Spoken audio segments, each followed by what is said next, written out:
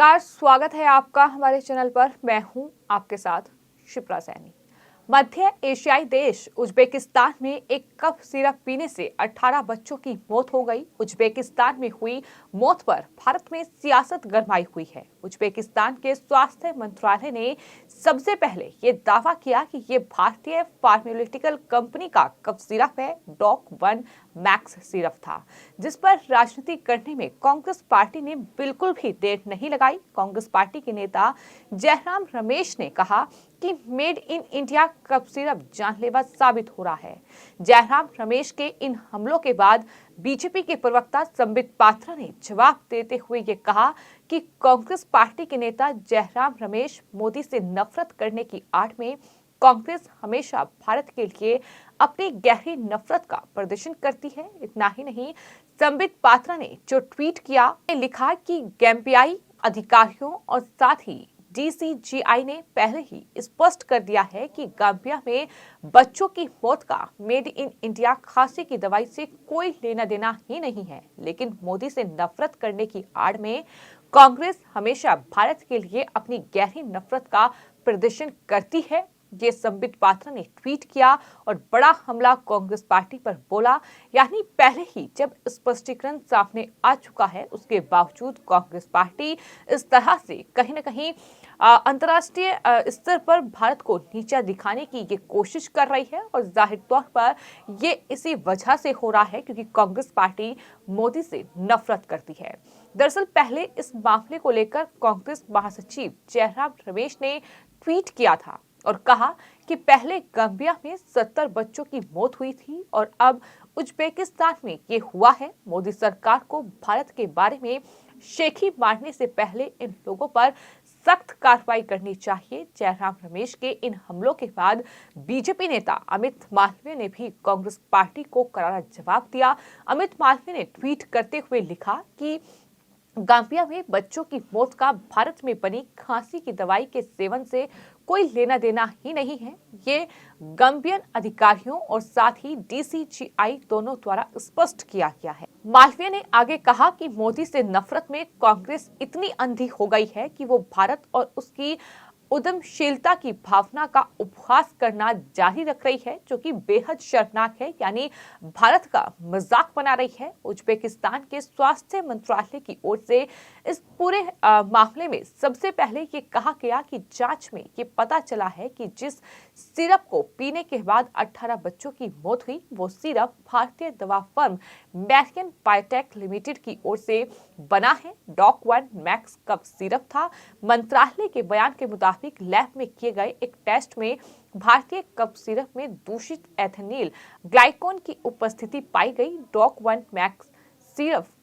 को नोएडा की Marrion biotech की ओर से तैयार किया जाता है। पहले के बयान में आगे ये भी कहा गया कि चूंकि दवा में मुख्य रूप से पैरासीटामोल है, जिसे माता पिता ने गलत तरीके से इस्तेमाल किया, या तो उन्होंने सीधे मेडिकल से इसे खरीद लिया या फिर ठंड विरोधी उपाय के रूप में इसे इस्तेमाल किया गया। बयान के मुताबिक लैब के शुरुआती अध्ययनों से इस सिरप में एथेनिल ग्लाइकॉन की उपस्थिति मिली है। इस तरह की दवा का सेवन कुछ ज्यादा होने पर उल्टी, बेहोशी या हृदय संबंधी समस्याएं हो सकती हैं।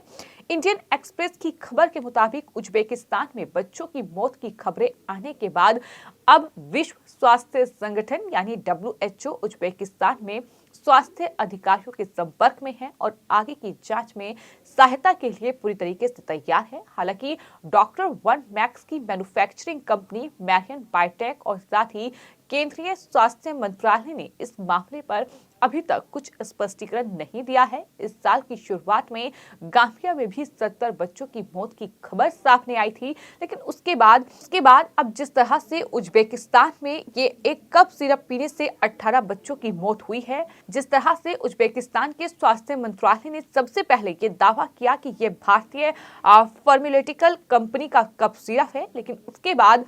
जिस तरह से बीजेपी के तमाम नेताओं ने ट्वीट किया है और ये साफ तौर पर कहा है कि दरअसल ये साफ हो चुका है, जो गैम्बियाई अधिकारी हैं और साथ ही जो DCGI है उसने स्पष्ट किया है कि भारतीय कफ सिरप पीने से बच्चों की मौत नहीं हुई है, यानी भारत उसके लिए जिम्मेदार नहीं है। तो फिर जयराम रमेश और साथ ही कांग्रेस पार्टी इस तरीके का झूठ क्यों फैला रही है? आखिर मोदी से इतनी नफरत कि देश को भी कहीं ना कहीं उसकी प्रतिष्ठा को भी दांव पर लगा दिया जाए, ये साफ तौर पर बीजेपी के तमाम नेताओं ने सवाल किया है। इसी कड़ी में राहुल रोशन नाम के एक ट्विटर यूजर ने जयराम रमेश के ट्वीट पर पलटवार करते हुए ये लिखा है कि चीनी टीकों का नाम खराब हो रहा है, इसलिए गंबिया की बात गलत होने के बावजूद भी भारत में चीन के आधिकारिक साझेदारों को भारतीय टीकों पर कीचड़ उछालने के लिए कुछ करना चाहिए। यानी किस तरह से चीन के आधिकारिक साझेदार भारत में हैं, यानी कांग्रेस पार्टी जाहिर तौर पर जो लगातार चीन के एजेंडे पर काम करती है, एक बार फिर अब कहीं न कहीं तमाम भारतीयों के निशाने पर आ चुकी है, क्योंकि जिस तरह से जयराम रमेश जाहिर तौर पर राजनीति अपनी जगह है, प्रधानमंत्री नरेंद्र मोदी या बीजेपी से तमाम जो फासले हैं, तमाम जो राजनीतिक विरोध हैं वो जाहिर तौर पर हो सकते हैं, लेकिन इस तरह से जब बात कहीं ना कहीं देश पर आती है तो जाहिर तौर पर एकजुट होने के बजाय कांग्रेस पार्टी जिस तरह से ये बयानबाजी कर रही है, जिस तरह से जयराम रमेश की ये ट्वीट सामने आया है, जाहिर तौर पर ये बेहद चौंकाने वाला है। और कहीं ना कहीं जब तक ये स्पष्ट नहीं हो पाया है कि भारतीय जो दवाई है क्या उसकी वजह से इन बच्चों की जान गई है, ये सिर्फ दावा किया गया है उज्बेकिस्तान के स्वास्थ्य मंत्रालय की ओर से, ऐसा स्पष्ट नहीं है। WHO ने कहा है कि वो जांच में पूरा सहयोग करेंगे,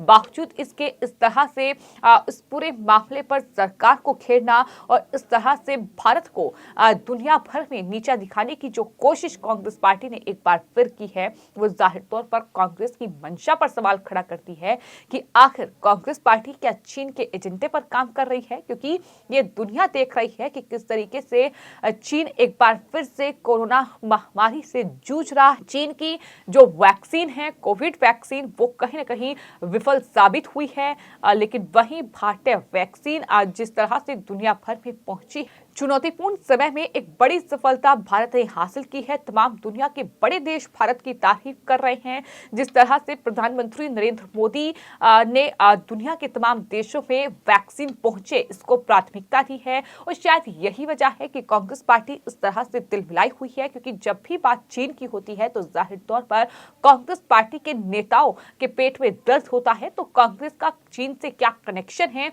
ये MOU समझौते से लेकर जिस तरह से डोकलाम विवाद के दौरान चीनी राजदूत से राहुल गांधी की मुलाकात, राजीव गांधी फाउंडेशन में चीन की फंडिंग, ये तमाम चीजें बयां करती है कि चीन से राहुल गांधी का और कांग्रेस पार्टी का एक खास लगाव है। ये तमाम लोग सोशल मीडिया पर अक्सर तमाम ट्वीट साझा करते हैं, बीजेपी की ओर से इस तरीके के आरोप लगाए जाते हैं। और एक बार फिर कहीं ना कहीं जयराम रमेश ने जो उज्बेकिस्तान में 18 बच्चों की मौत हुई है कफ सिरप पीने से, जो ट्वीट उनकी तरफ से किया गया है, जिस तरह से उन्होंने कहा है made in India cough syrup जानलेवा साबित हो रहा है, अब उस पर लोगों का साफ तौर पर यह कहना है कि दरअसल चीन जो है वो विफल हो रहा है, भारत के खिलाफ प्रोपेगेंडा चलाया जा रहा है और उसमें चीन का सहयोगी कांग्रेस पार्टी उसका साथ दे रही है। फिलहाल आपकी इस पूरे मामले पर क्या राय है, हमें कमेंट बॉक्स में जरूर लिखें और चैनल को सब्सक्राइब करें। धन्यवाद।